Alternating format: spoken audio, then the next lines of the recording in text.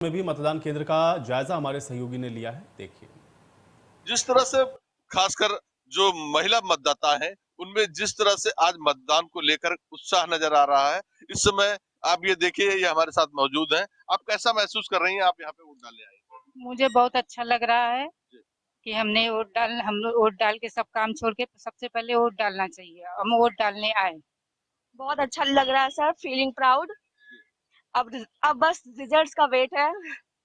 Feeling proud और मुझे बहुत अच्छा लग रहा है। फर्स्ट टाइम मेरा वोट है और मुझे डाल के और यहाँ के लोगों को देख के उससे उत्साह बढ़ रही है। Feeling proud. मुझे भी बहुत अच्छा लग रहा है वोट डाल के। ये मेरा फर्स्ट टाइम वोट था और अब लेट्स सी, देखते हैं किसकी सरकार आती है। अब मुझे बहुत अच्छा लग रहा है एकदम। अब देखते हैं किसका क्या होता है। I am feeling proud. मेरा पहली बार वोट मैंने डाला है और अपने जिसको हम लोग चाहते हैं अगर वो आए तो वो ज्यादा अच्छा है। राष्ट्र हित के लिए वो अच्छा रहेगा, तो होप रिजल्ट अच्छा है।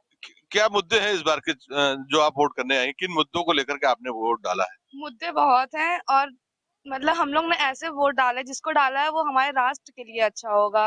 अगर उनकी सरकार आएगी तो हमारे राष्ट्र हित में बहुत अच्छा होगा वो। आप यहाँ वोट डालने आई हैं, कैसा लग रहा है आपको? बहुत अच्छा लग रहा है। बहुत अच्छा लग रहा है। ये देखिए, और भी लोग यहाँ पे मौजूद हैं, मैं उनसे जानना चाहूंगा कैसा लग रहा है आपको? बहुत बढ़िया। और पहला वोट हमारा पड़ा है आज। और भ्रष्टाचार और राष्ट्र निर्माण के उत्तम प्रदेश और उत्तर प्रदेश हमारा उत्तम प्रदेश बने, इसके लिए हमने वोट डाला।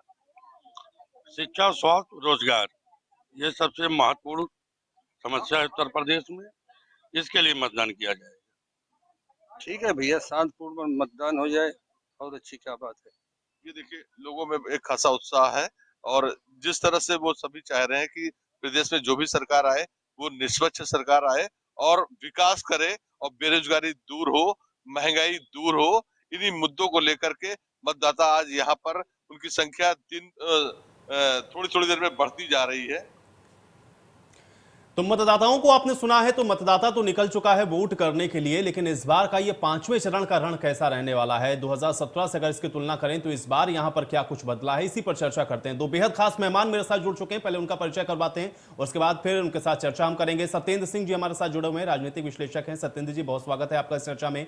और रजा रिजवी जी हमारे साथ जुड़े हुए हैं, वरिष्ठ पत्रकार हैं। रजा रिजवी जी, आपका भी स्वागत है। रजा रिजवी जी, सबसे पहले मैं आपके पास आऊंगा क्योंकि 17 की टैली तो हम लोग लगातार देख रहे हैं भाई।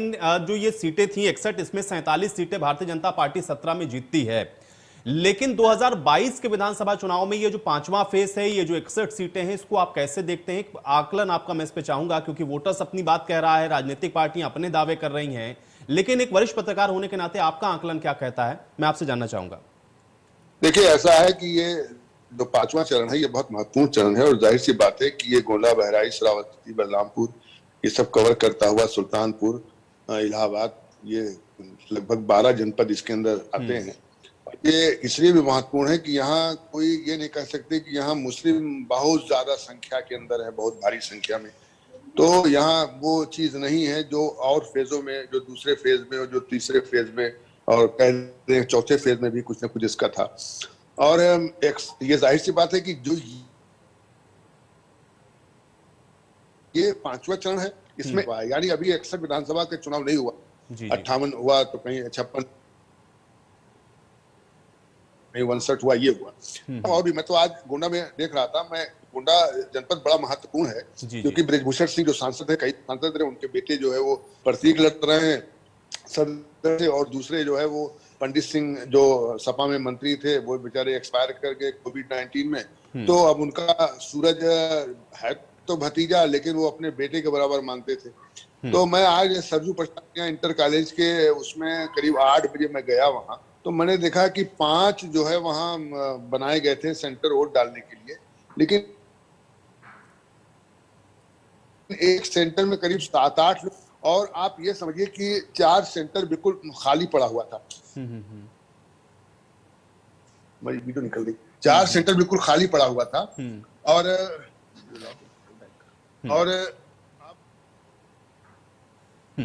चलिए रिजवी जी, मैं आपके पास वापस आऊंगा। मुझे लग रहा है शायद कुछ तकनीकी समस्या, आपकी ऑडियो बार बार इंटरप्ट हो रही है। मैं दोबारा से आपका रुख करूंगा। सत्येंद्र जी हमारे साथ मौजूद है, मैं तब तक उनका रुख करता हूं।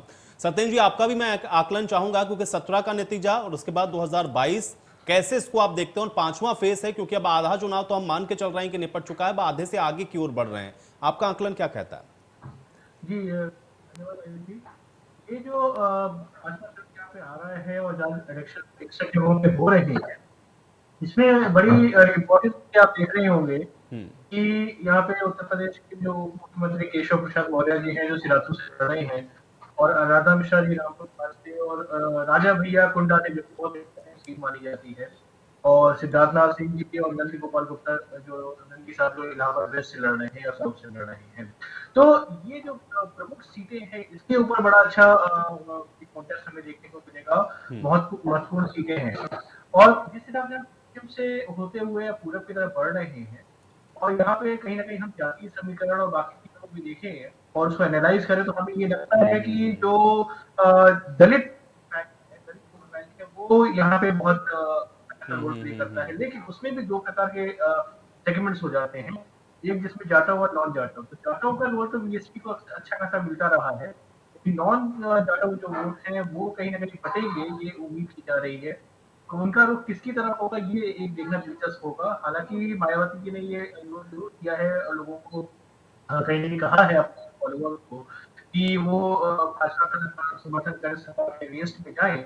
तो इसका रुख कैसा होगा, ये एक बड़ा इंपॉर्टेंट रोल है, वो देखने के। चलिए सत्येंद्र जी, मैं आपको थोड़ा सा रोक रहा हूं। देखिए कुछ तस्वीरें हैं, बड़ी महत्वपूर्ण तस्वीरें हैं, दर्शकों तक जरा पहुंचाते हैं। देखिए राजा भैया अपना वोट कास्ट करके बाहर निकले हैं और अभी उन्होंने मतदान किया। राजा भैया वैसे भी कुंडा सीट को लेकर के हमेशा चर्चा होती है, अब कह क्या कुछ रहे हैं ये भी एक बार सुनिए।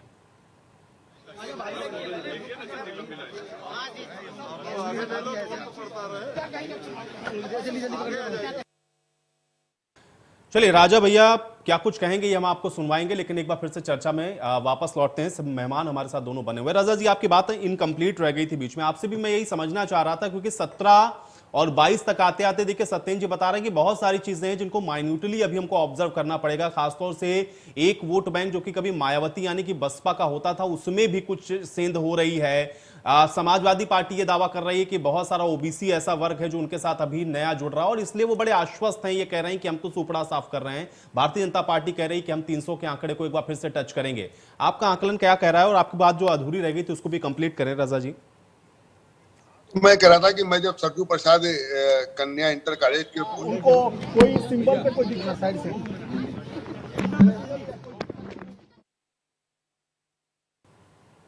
फिर उसके बाद मैं शहीद आजम भगत सिंह इंटर कॉलेज के आगे ग्राउंड पे बढ़ा, तो वहां पर देखा कि 8 बजे तक एक बूथ पर 13 वोट पड़े थे, एक बूथ पर 31 वोट पड़े थे, एक बूथ पर 22 वोट पड़े थे।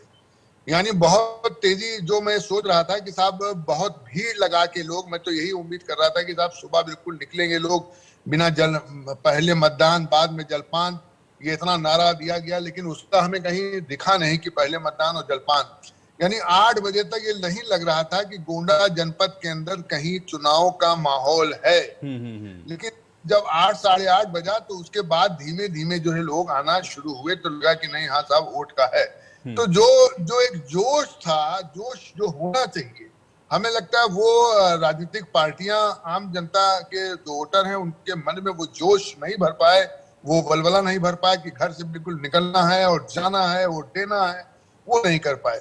और वोट देने में मैंने देखा कि सब उम्र के लोग थे, ऐसा नहीं था कि वहाँ या तो खाली महिलाएं ज्यादा थी या युवा ज्यादा थे या जो है बुजुर्ग ज्यादा थे।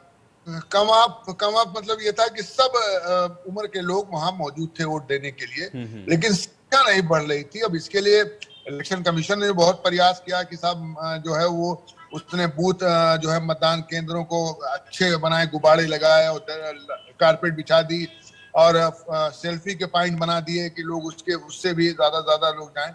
लेकिन अगर वोट प्रतिशत नहीं बढ़ता है तो नुकसान होता है, जो है वो जो मौजूदा सरकार होती है उसको कहीं ना कहीं नुकसान दिखता है। अगर जोश में वोट पड़ता है तो ये रहता है कि भाई जो सरकार है उसको या तो हटाना है और दूसरी सरकार को लाना है, लेकिन वो जोश ना होने की वजह से हमें ये लगता है कि अब क्या होगा। और यहाँ तो गोंडा सदर का तो बहुत इंटरेस्टिंग चुनाव है। सालपुर में तो मारपीट भी हो गई, कोतवाली नगर के अंदर लोग वहां पहुंचे, यहाँ इत्तेफाक से मैं भी, हमने कहा देखते हैं भाई चलो सीनियर क्या भी किनारे चुपचाप खड़े होके हम भी अपना देखते रहे।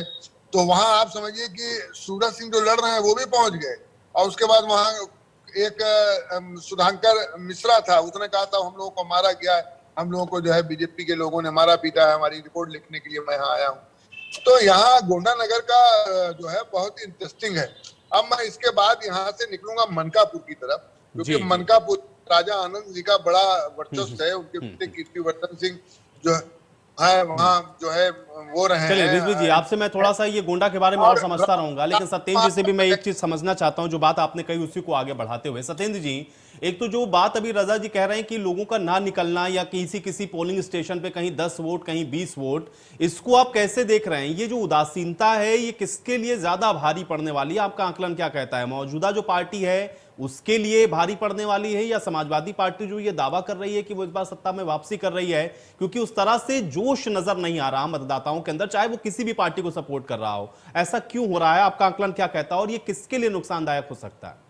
देखिए, अभी तक का जो वोट हम देखें, जो पैटर्न हम देखें, करीबन 60% के आसपास में ही वोटिंग परसेंटेज मोटा मोटा रहा है। 55-60 लखनऊ में 61% के आसपास में आया, जो कि एक रिकॉर्ड है।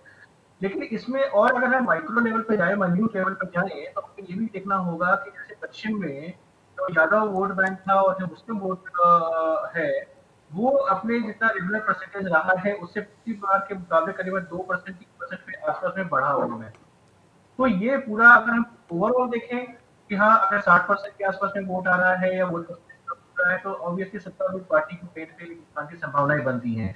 लेकिन अगर हम इसको नीचे लेवल पे और जाकर देखें, तो ये देखना होगा कि जो ट्रेडिशनल वोट बैंक है, अलग अलग पार्टियों का ट्रेडिशनल वोट बैंक है, उनका वोटिंग परसेंटेज कितना बढ़ रहा है या घट रहा है, तो वो एक बहुत इंपॉर्टेंट फैक्टर होता है। अगर मुस्लिम ज्यादा निकल के आ रहे हैं या यादव ज्यादा निकल के आ रहे हैं, तो सपा को भी बेनिफिट होता हुआ महसूस करते हैं। अब रही बात ये, तो अदर बैकवर्ड क्लासेस है, उनका वोट कैसे रहेगा, तो ये जरूर है कि वहाँ पे वोट बैंक का जो वो है, वोट शेयर है, वो कितनी पार्टियों के बीच में बटेगा घटेगा। ऐसे जैसे हम कहते हैं कि सारे दलित हमेशा बसपा के साथ में ज्यादातर नहीं रहे हैं। जाटव वोट डेफिनेटली कंसोलिडेटेड रहा है और एक राय से एक तरीके से पूरी वोट बैंक का बिल्कुल। शेयर है। चलिए सत्येंद्र जी, आप हमारे साथ बने रहे, रजा जी आप भी हमारे साथ बने रहे।